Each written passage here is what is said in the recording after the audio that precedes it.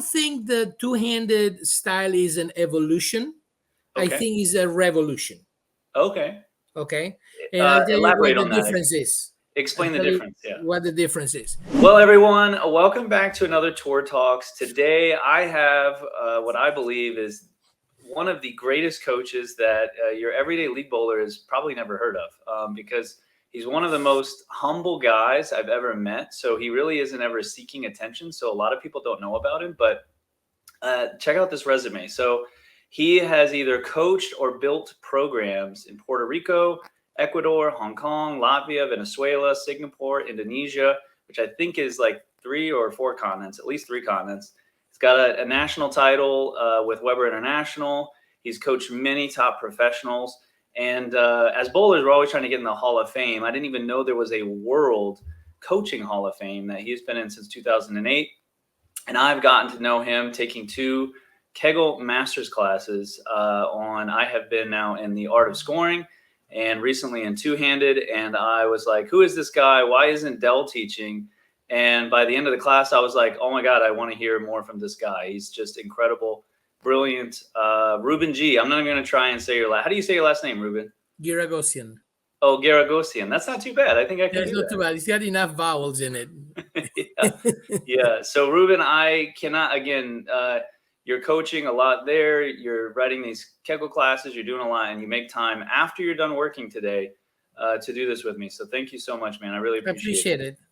Yeah. So I'm excited to learn from you even more and share some of the nuggets that you've given me in the Kegel classes with the public. So first off, let's get a little bit into your background. All of those countries, maybe like the quick pitch, the quick elevator pitch of what brought you all the way to where you are now with Kegel.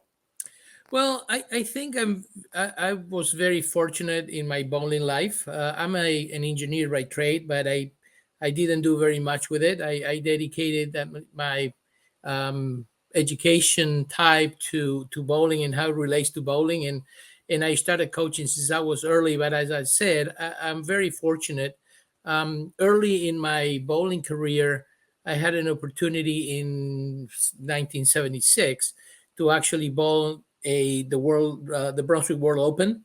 So as a 15-year-old, so you don't really get to have that experience. You have to be 18 or older to bowl in one of those events. But I was, Brunswick had, of course, they had representative and distributorship in many countries. So particularly for that event, they would invite people that they were on their selection of some sort event.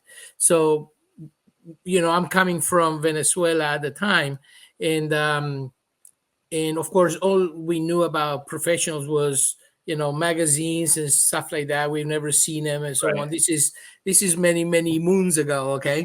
So, I didn't know anything other than by name some of the people. So I'm coming from that far away, and I have the opportunity to actually see the best bowlers in the world, and it changed the entire view of what I actually kind of started to know at the moment. I realized I didn't know anything, and by being in that environment, when I went back home, nobody could tell me any lies because I just saw the guys, So I was fortunate that way, and I started bowling, when I was very young, and had the opportunity to bowl a lot of things. Now, one of the things that I started to do is I representing my country now, and I'm bowling international events. And particularly, I went to Canada in 1981 to bowl the zone championships, the American zone championships. And I happened to meet a person that was on the Canadian team, not at that event, but he had been on the team, and he was on the team. And we kind of, he was living in that area of Canada. And he ended up having, a career as who I consider the best coach in the world ever in terms of bowling. Yes. I think not only physically extremely good in the mental side, tactically, to me, he's the guy. Okay. Syd Allen. Syd Allen. His name is Syd Allen. Yeah. Sidney Frederick Robert Allen. Okay. Yeah. He's an English born person who actually migrated to Canada, and ended up coaching in many places in the world like me. He took me along. We started together. He went to Malaysia in 89 and started working over there. They had a Malaysian Open. They would bring some people over to develop their program. And so at the time I was still bowling. So he invited me a few times. I went there to bowl. So we created a really good friendship. And when I started to coach, he brought me along, and I consider he taught me, I would say, the majority of what I know in terms of being inquisitive, asking questions. We spent months together in different countries, and all we had to do after we worked in the day was 6-7 hours before going to sleep or whatever. Every day was about thinking bowling. And there was a time for about 5-6 years that I spent probably about 9 or 10 months of the year away from home in his company, and they would just be talking bowling. So a lot of the things that you heard me say, they actually comes from that time of bonding and being together and just thinking about bowling. And of course, a lot of things took us a lot of time because we only had what we saw happen, but we didn't know why. So we started asking, why this, why that, and we started kind of, I hate to call it research because I'm an engineer, so I understand that research is a lot deeper than just observing and coming up with conclusions, right? Sure. So we didn't do research, but we spend a lot of time thinking. Yeah. And I think I'm very fortunate because I hadn't run into him, I don't think I'd be where I am. Right. And I love that you're sharing how much time you guys spent thinking about it and looking at it, because often, at least at the local level here in my area, there's people that jump into coaching pretty quickly with no training, and they don't ever really think about coaching at all. And I thought myself to be a pretty good coach until I came to Kegel and I started learning from you and Dell. And even I was a victim of forgetting that even as a coach, you need a lot of reps, just like a professional bowler. What makes them so good is all the reps. And as coaches, you need a lot of reps too. So yes, and as I said, I think that I was extremely fortunate because early in my career, I had the opportunity to see real bowling. Okay. Yeah. And then I was still very young in my 20s, and I started kind of bowling and coaching. I always had that little bit of a, thing to go and look for that.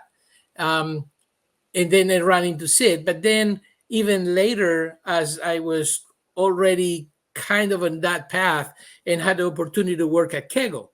So you can't be in better places than those, right? Yeah, absolutely. Now, when I worked with Syd, he was more of the tactician and a mental, and I did a lot of the tactical stuff in bowling balls, and I thought I knew quite a bit until I got to Kegel, and then I had Randy and I had Dale, who, they were at a higher level than I was in those elements. So I learned a lot from them. The easiest way to learn is to shut up and listen, right? Yeah. So, so again, in those areas, you couldn't be better. So what's the other area of bowling? So I had the mental, I had the tactical, I had the physical.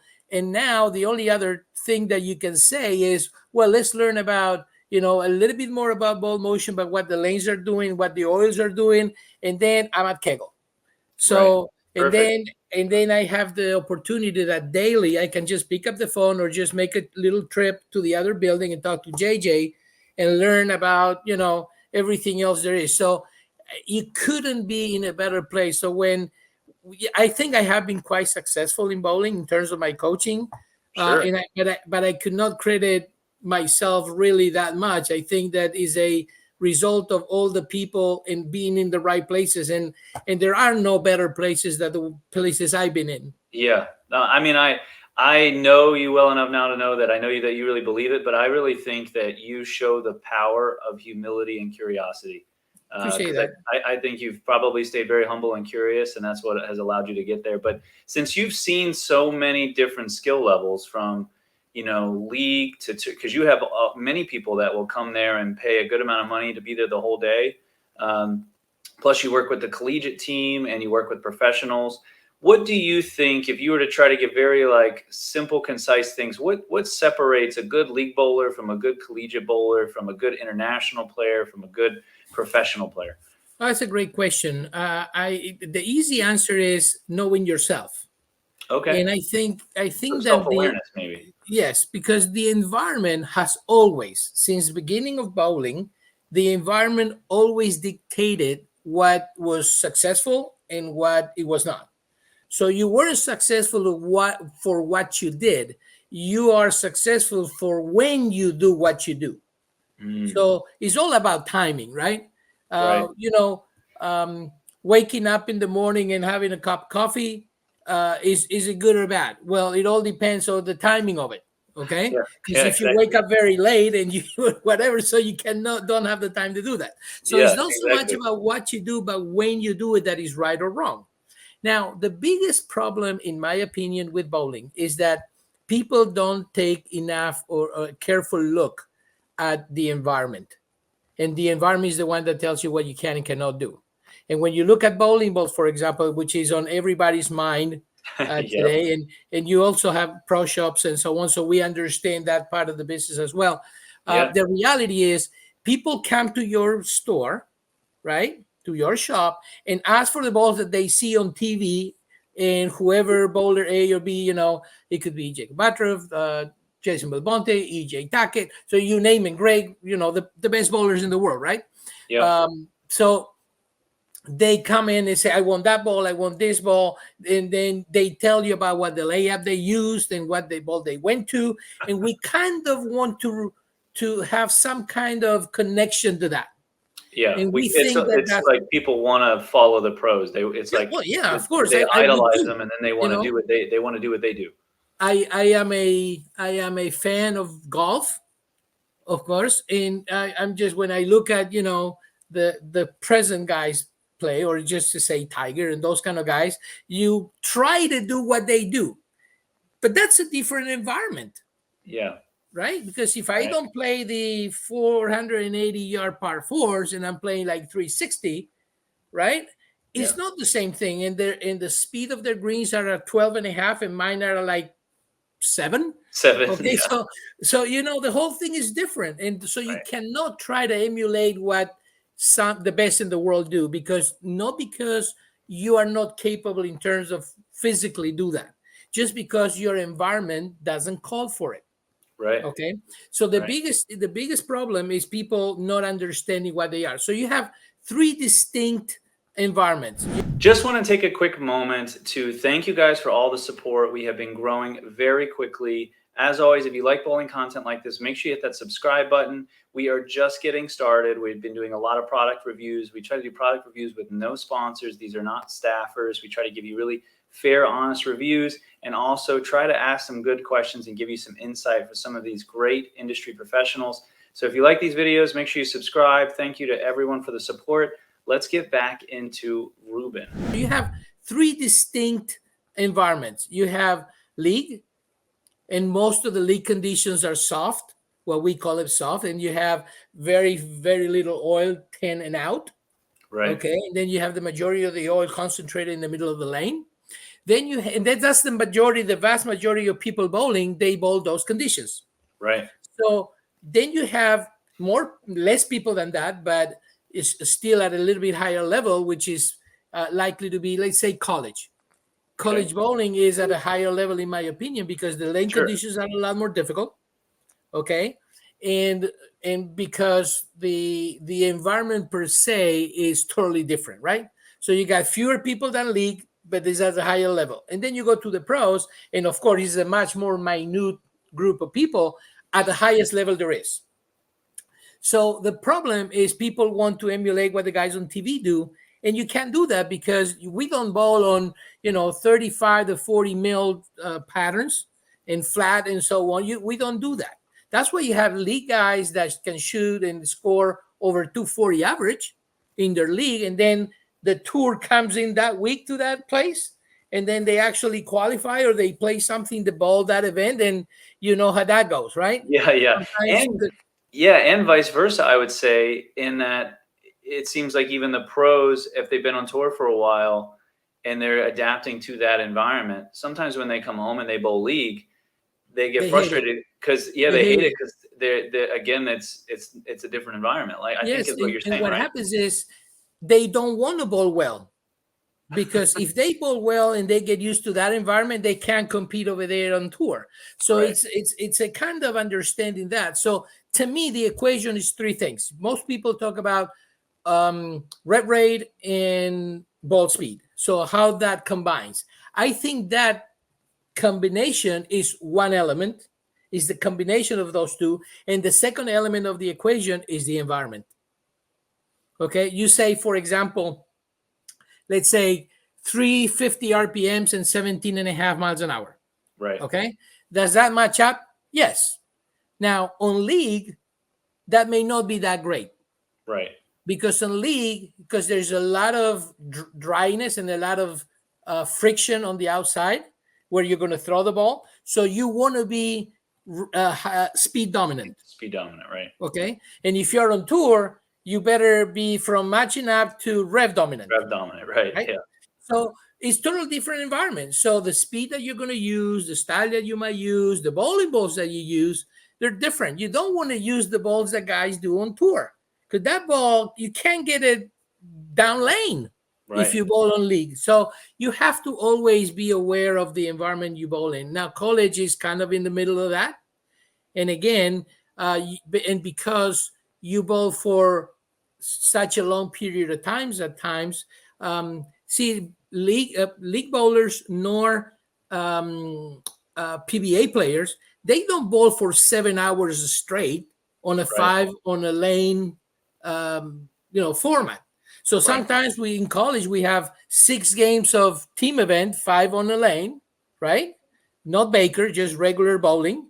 6 games non-stop with no break in the middle. Yeah, completely no different. re-oiling in the middle. Yeah, that's a very different environment. Yeah, totally different. Sometimes you start right at the edge of the gutter and you're lofting the gutter on the left, on the other end of it. So you don't see that anywhere else. And the conditions are difficult, and then you have all kinds of stuff. And then you don't know what the patterns are ahead of time. So that environment is totally different. And I think that where most people fail is at understanding that the environment is the number one component that tells you what kind of decision you're going to be making. When you did your the art of scoring, so we keep saying that one of the biggest issues that we have to control, for example, not control, but to take a look at, is the pace, the scoring pace, because the decisions you make based on who you're bowling against, what they're going to be shooting, because bowling is about scoring higher than the other guy. It's not really much more difficult than that in terms of understanding it. Exactly. So what happens is the scoring pace is the one that's going to tell me how much I can gamble, how much I can do this, when to be aggressive, when to be defensive, and so on. So the environment is the number one element that most people don't take in consideration strong enough. Yeah, no, that makes a lot of sense. So based on that, do you think, obviously it sounds like you feel like your everyday league bowler is maybe taking too much from the pros. Is there anything that you think they can take from the pros, or should they really just kind of be entertained by it? Exactly. And just kind of to leave be it able and to be able to appreciate how good those guys are. One of the problems that we have in bowling is that most league bowlers don't have any connection to the professional game. You're going to have some high-level league players that do bowl some regionals once in a while. They may actually go to a national stop once in a while. Okay, that's the higher, the higher little percentage of league bowlers, right? But the vast majority, they don't have a clue of what that system is. So what happens is when you see the scores that these guys do on TV, then you think, when you've never done that is easy. That those guys do it because he throws the ball like EJ Take throws the ball that the way he does. That's the reason why he's that good. So if I could do that, I could be as good. And they don't get to appreciate how different those guys are, because you have good amateur players, you got professional players, and then you got a tier of professional players that are at a different level Yep. than the other professional players, because not every PBA member is as good as, Simonson or Belmonte or Troop, or, EJ. I can name you, Yeah, exactly. 40 of them.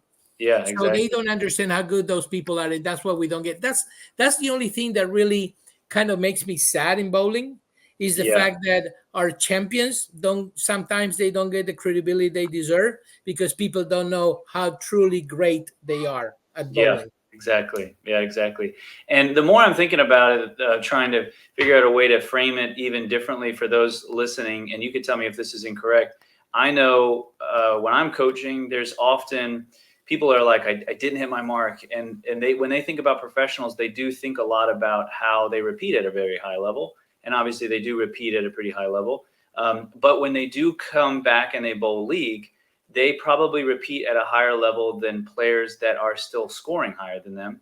And that goes to your point where in that scenario, it's really the environment that is dictating who's scoring the highest, not necessarily who's repeating at the highest level. Yeah. But not only that, the reality is they don't score as well as other people in the league environment, because first of all, and they don't take advantage of that difference, right? Because they're a lot softer, because you have the wet and the dry over here on the side. But the problem is pros don't miss by that much. So the ability to actually hit the target, or to hit the target line, not the target spot, but the entire line or close to it, they don't miss by more than 3 or 4 boards at all. And if you are within a 3 or 4 board range, you're going to get to the pocket if your launch angle is consistent. And that's what they do. So people on league or on a soft condition, they may miss by a mile, sometimes 6, 7, 8 boards down lane, and the ball will still do the right thing if you throw it bad enough. So to speak, okay? But the pros don't get to take advantage of that, because they don't miss by that much. So everything gets kind of closer. Remember, the game is 300 is maximum. So once you make it very easy to get to the pocket, now it's about who doesn't leave the 8 or the 9 or the 7 or the 10. And if you string them a little bit more, then you compete with everybody. But the reality is those guys are very good. So what I would say is, and I'll give you this example. Most of the lessons that we gave at Kegel, okay, they're people that bowl league, okay? And sometimes an older gentleman, I call them older, but they're my age, right? Okay. But there's older people that come in and they try and they're pretty decent bowlers. But now they're trying to bowl the way they bowl on the tour, okay? So they get this big ball with these, big layouts, and they move left, and they throw it slow to the right, because that's where they see these people bowling. Even the other people on league that do throw the ball with 450 RPMs and 19 and a half miles an hour, they're over here sending the ball way to the right, and they're scoring a lot. So they go, I need to do that. So they end up with a wrist guard with thing going like this, throwing the ball slow with an asymmetric ball on the left side, trying to throw the ball right.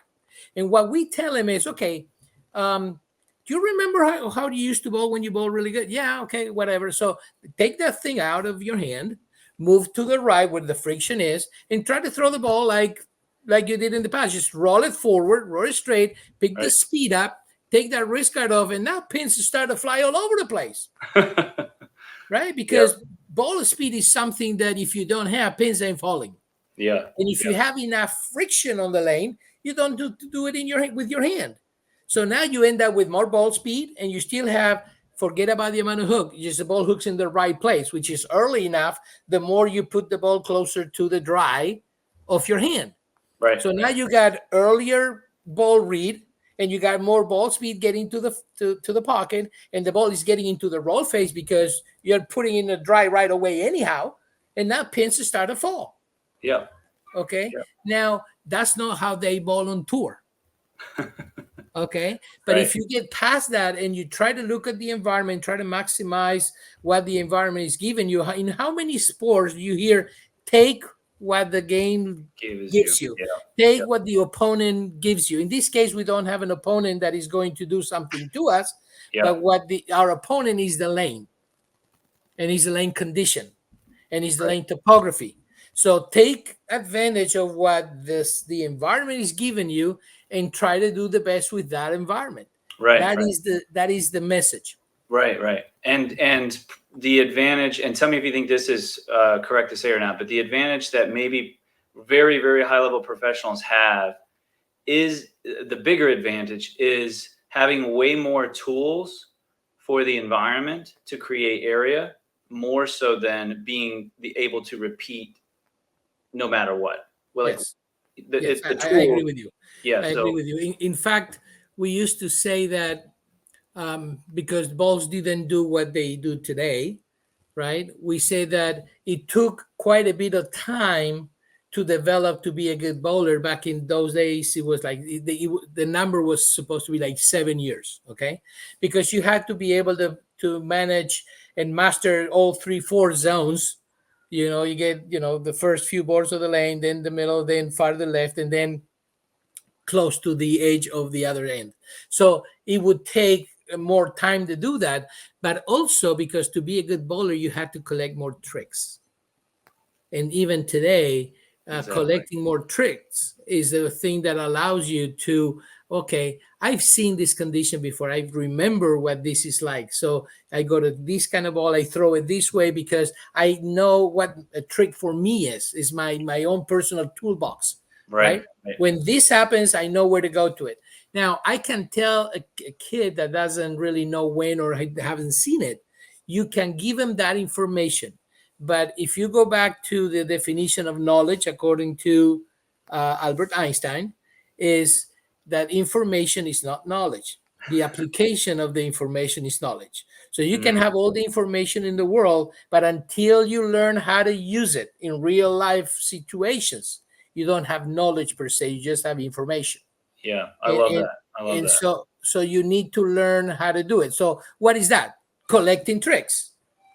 Okay, and Yep, and that's exactly. and that's what they have, and Yeah, they're better than that than anybody else. yeah, And of course, the trick that works for one doesn't necessarily trick for the it works for the other one, but they will have their version of that when that happens. And if right. they don't, they won't be as successful because they don't have so many tools. Sure. And Now, earlier that's the you difference. mentioned taking the wrist brace off. They move right, pins flying everywhere.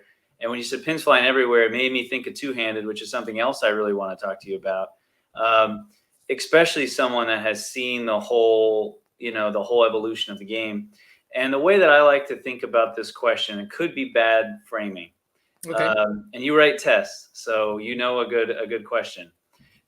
Do you think two-handed is just an alternative to thumb in bowling, meaning they're kind of equal? One's not really better, has more advantages or disadvantages than the other, or do you think two-handed is an actual evolution of the game? So, to preface that a little bit, I think about like Mark Roth. It seemed like the way he bowled kind of changed bowling a little bit. Is that fair to say?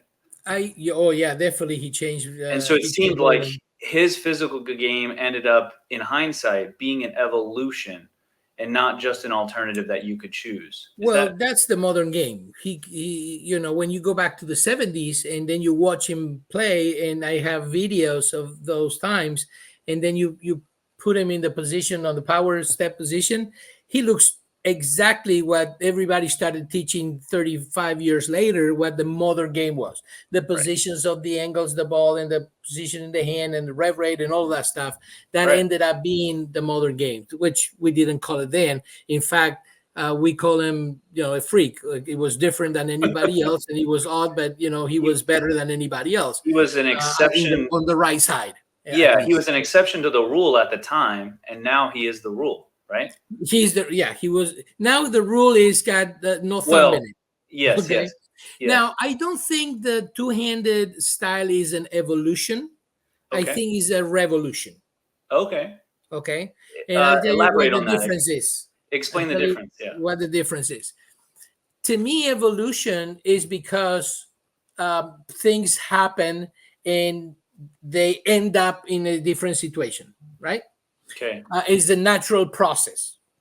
Now, the reality is that they have been hundreds of two-handers, okay, before Oscar and Jason, who were the two that kind of Put it came on the in map. scene and put it on the map.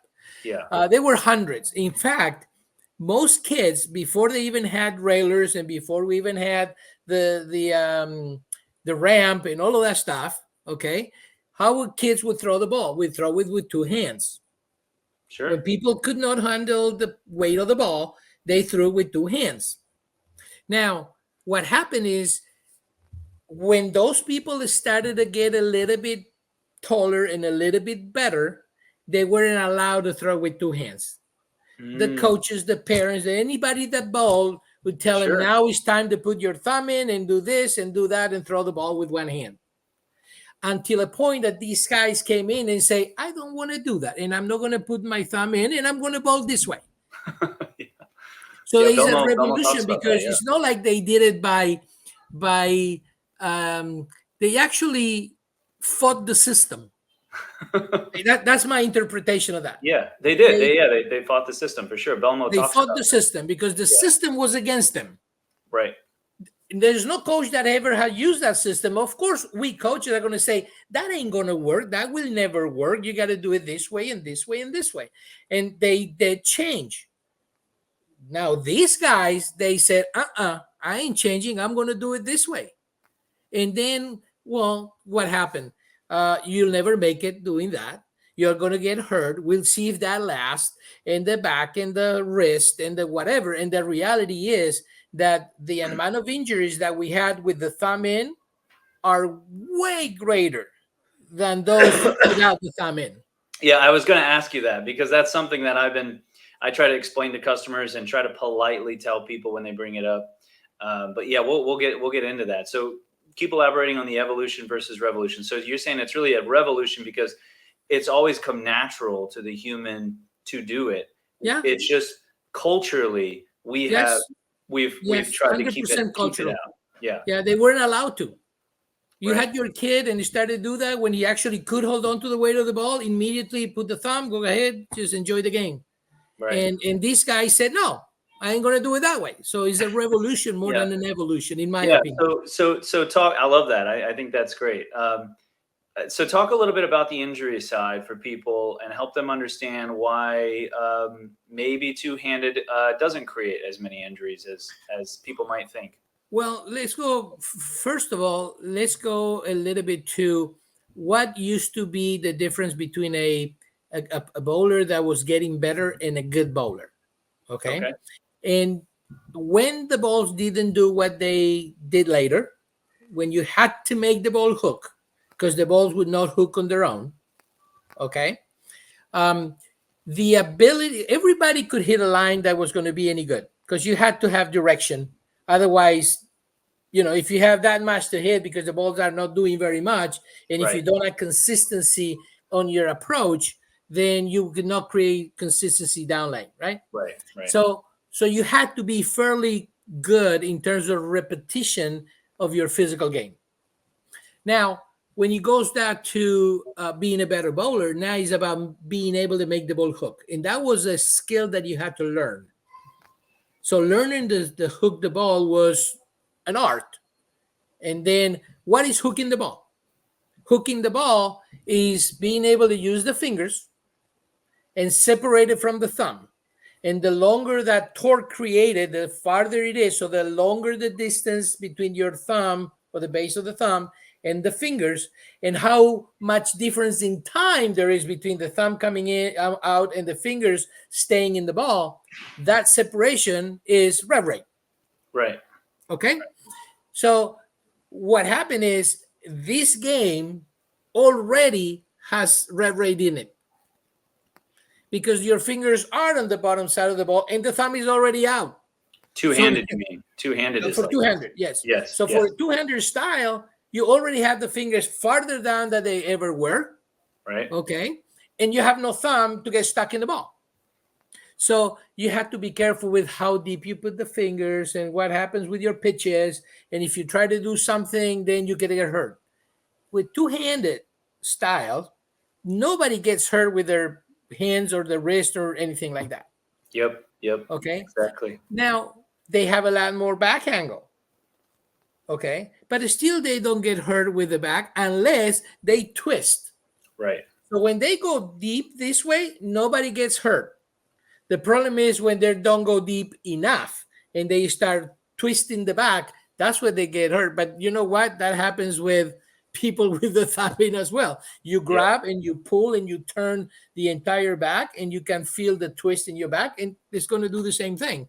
So injuries, they don't come that way. You don't see two-handers being injured. In fact, one of the few that have gotten injured a couple of times was Osku, right? And never because of two-hand bowling. It's a couple of times he threw the ball extra hard with the spares, with the thumb in, and that's why we create some kind of a potential but to get hurt. But the reality is there are far fewer injuries with two-handers than there are with one-handers with the thumb in. Yeah, and that aligns 100% with my experience, and kind of an epiphany that I had a few years ago when I was thinking, the strong majority of injuries in bowling are the hand and the wrist, more often than anything else. And typically it's a bad fit or those kinds of things. But, then I started realizing that you're kind of trapped in there to a degree, I got to get my hand on the camera, but your hand's like kind of trapped in the ball a little bit to a degree, obviously compared to two-handed. And so to your point, if physical things are off, it's not like you can move things around and quite the way that you can in two-handed. So and you only need to get caught in the ball once, and then tendons and ligaments can go anywhere. With two hands, I don't see it. Now, I'm not saying it cannot happen, but they say, well, you have to wait. How long do you need to wait any longer? I mean, these guys have been being great for 20 years now. Yeah. Well, Belmo now is 40. He's 40. Yeah. Okay. He's 40. Yeah. He already reached the 4-0. Yeah. and he started, first time I encountered him, first time I saw him, we were at the Asian Youth Championship in Hong Kong. And I think it was 2002, if I remember correctly, 2001 or 2. And he was 15, and we had the first dual pattern event. So it was 45 and 35 feet. Okay. And he was 15 years old. He shot 1,500 for 6 in long. And he shot like 12-20 with a plastic ball playing the short pattern. It's a wooden lanes, 35 feet. He's 15. Now he's 40. That's 25 years ago.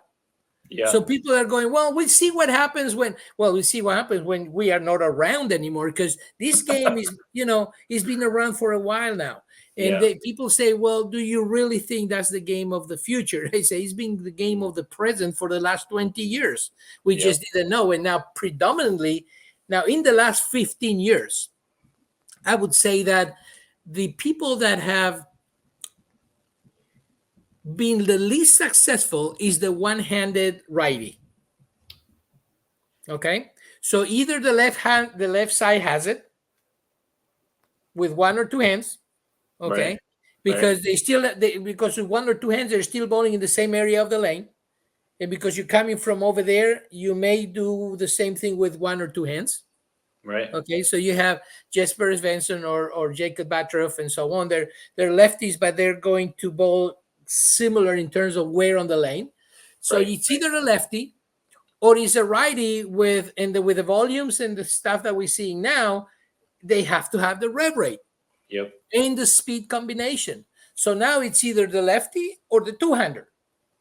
So the EJ Tackett's and the Tommy Joneses and those kind of guys are the outliers in today's environment. Right. Like earlier, when the game was being developed, the two-handed game was being developed, you had, who did we follow for quite a long time? It was Chris Barnes was the model, right? Yep.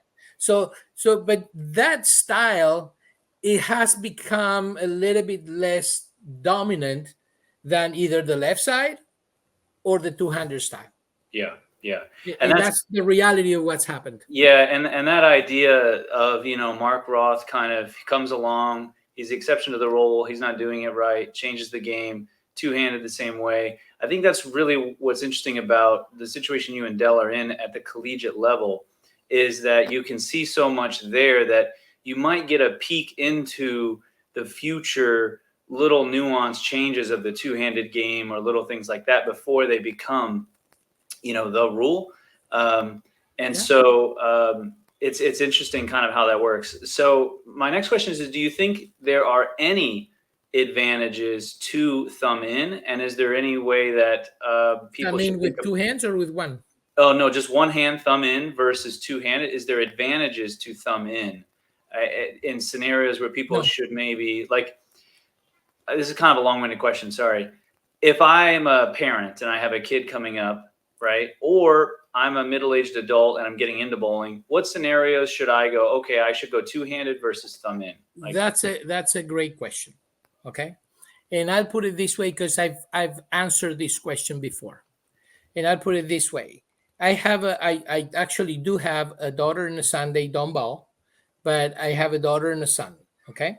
So if any of them would come to me and say, Dad, I would like you to teach me how to bowl, okay?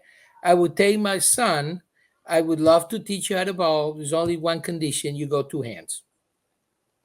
You can, if you don't have that, you cannot produce some of the things that your competitors are going to produce in terms of ball speed and release. So you're going to depend on something being very, very difficult, where shot making is A1, and you're going to look for scores to be quite low so your game has a chance. I don't like to have my son being limited to when nobody else can go bowl well, you may have a chance. Okay? Right. So I would say only condition is you have to go two hands. Now, if my daughter tells me, I would say, I will teach you. I would love to teach you how to bowl. And even if she says, but I like to go two-handed, and I would go, I don't think so. I think you should go one hand. Right. Okay. Now, why? Is because today, I haven't seen two-handed women that have successfully performed. Yeah. And I was going to ask you that. So tell us, why is it that we haven't seen two-handed catch fire as much in the female arena? For one simple reason: the environment. Yep. It's always the environment. Circles right back. Yeah. So elaborate on that. Always the environment.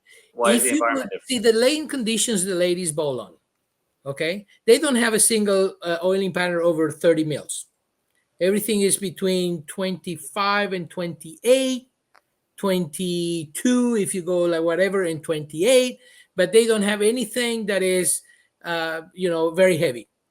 And then they may bowl a tournament or two under 37, and they may bowl a tournament or two over 42.3 feet. Everything else is going to be a medium pattern. So it's a medium pattern, medium kind of volume. Okay, so they don't require to throw the ball with those many revolutions, be rev dominant. Exactly, right. They don't need to be rev dominant. Right. Okay. So men, they do have to be rev dominant. That's why the lefties closer to the gutter works. Okay. And the righties with a ladder rev rate works. And it used to be that the US Open was the most difficult bowling tournament to bowl on in terms of lane conditions in a competitive environment. And usually that's the one that people with more classical games and more shot making people, they were winning to not so long ago. Right. But then the last few years, you see that even in these events, two-handers are now winning everything. Because now when they learn what the environment is like, and they can produce the same amount of consistency as anybody. Yep. And now, because they can produce a ball motion that is different than other people, then now they get the best of both worlds. Yeah. Women don't need it. If you put conditions where you have a lady that comes in and starts winning everything two-handed, you're going to see a bunch of them trying it. Right. But as long as the people that win are the same that have been winning without using that style, what is the benefit to do it? Yeah, exactly. I would say, show me that there is a need. Necessity is the mother of all inventions. Right. Show me a need, people will find a way. Yep. But if the need is not there. Yeah, and I think when you look at some of the recent female players that have, Brianna Cote went on a run there. Shannon, you don't have any rev dominant women. They're all fairly matched. Very few. And even if you go to the people that actually rev the ball a little bit more, the Darias and there are some people that can do that. But the ball speeds are still pretty high, right? But they're not over 400. Oh, right. I see what you're saying. Yes. Even them, if they get to 400, like realistic 400, no 400 with 22 degrees of tilt. Right. Okay, I'm talking about with the ball rolling. Yes. If you get to 400, that's very high. So for viewers that don't have as much of a technical background, as your tilt goes higher, it's much easier to record a higher rev rate. Yeah, let's say you spin the ball a lot and your track area is very small. It's easy to get the ball to go quick this way, but actually in a very small arc. Yes. Right. So the longer that is, the closer it goes to a full roll kind of thing. The closer you go to 12 and a half or so inches in terms of the radius, the diameter of your track. Yes. Okay. Right. The closer you go to that, now that number of RPM, it becomes more realistic. Okay. Right. So 400 is more like 380 instead of being 200. Right. Exactly. So even for them, they don't get to 400. Right. And you have ladies, great players. And, and some of them are on tour that I coach and I love, and I've known them forever. Sometimes they go ever over 200. So 2 to 250, 2 to 280. And they're Hall of Famers. Okay. And they're still in the top 10, 5 in the world. Right. So until the need is there, people don't find ways to make it happen. Yeah. And I think it's beautiful that we kind of end there back on the same aspect of the environment really dictating. And so I know I've kept you a while. I can't thank you so much for your time. I have one more question if you have time. This one's a little bit more for me. Okay. What is your opinion of the amount of coaches currently kind of available in bowling and the training available to them? And do you feel like there's a good supply of coaches and coaching resources, or do you feel like the sport is missing that, or how could it be improved? I think we do have a lot of people interested in coaching, and I think we do have a lot of coaches, enough coaches. My only concern with that, and this isn't a bowling thing, the reality is we know about bowling because that's the environment we are in.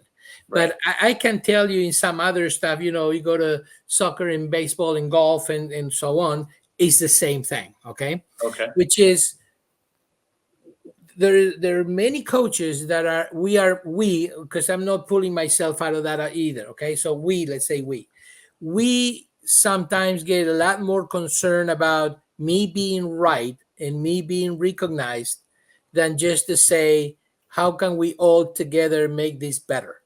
Right. And we spend too much time saying, I'm better than you and you're better than that and I'm better than the other guy, rather than to say, you know what, if you have a different opinion, let's talk about it. Know who is right. Because nobody's totally right and nobody's totally wrong. So how can we make the entire fraternity of coaches better?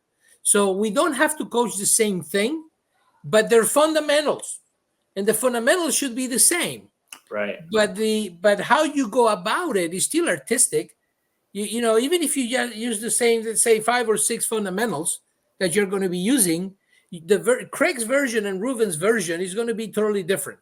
But we still have to support those fundamentals. Options are, up to the consumer.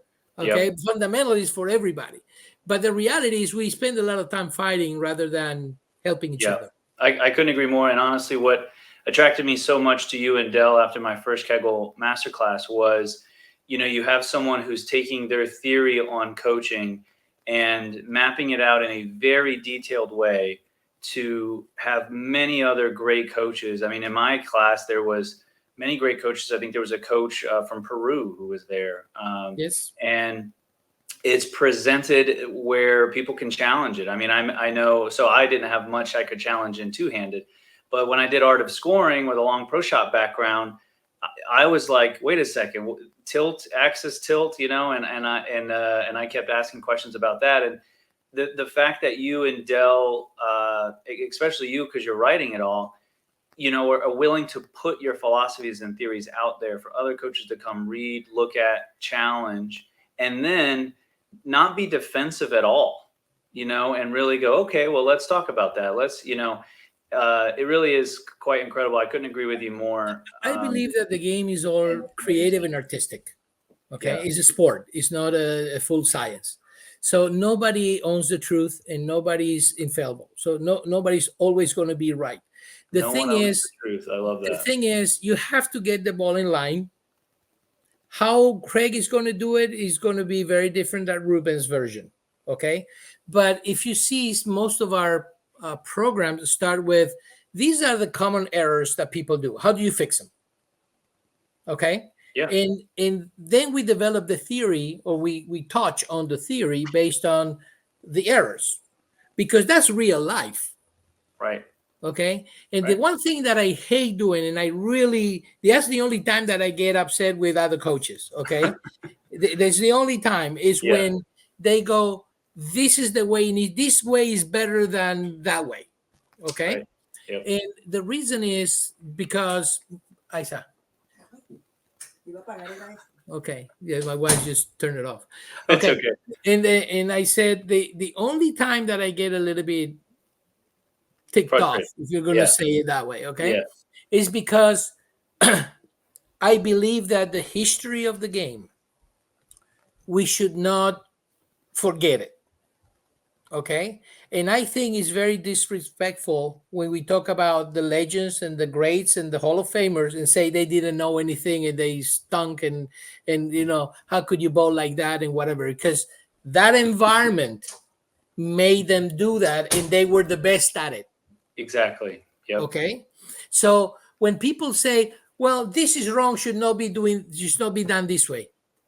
Well, that means that and that Hall of Famer and those 30 title winners and 20 title winners or whatever. So you think that you've never won anything, but you say that they don't know what they're doing. They were all wrong. Right. I think that's very disrespectful. And I would never go that way. Yeah.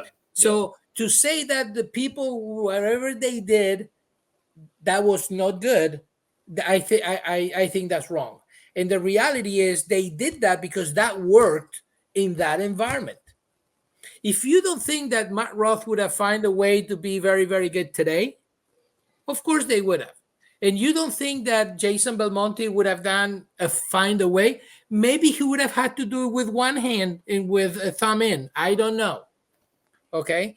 But great bowlers, great sports people in any sports, in any area, the best in any area would have find a way to still be very good in any area because they had a it factor that other people didn't have. And the skills that they developed were only just a necessity of the environment. And that's all it is. So that's the only time that I get upset. He say, you got to do this because, what about so-and-so and so that won 25 titles? Well, they don't know what they're doing.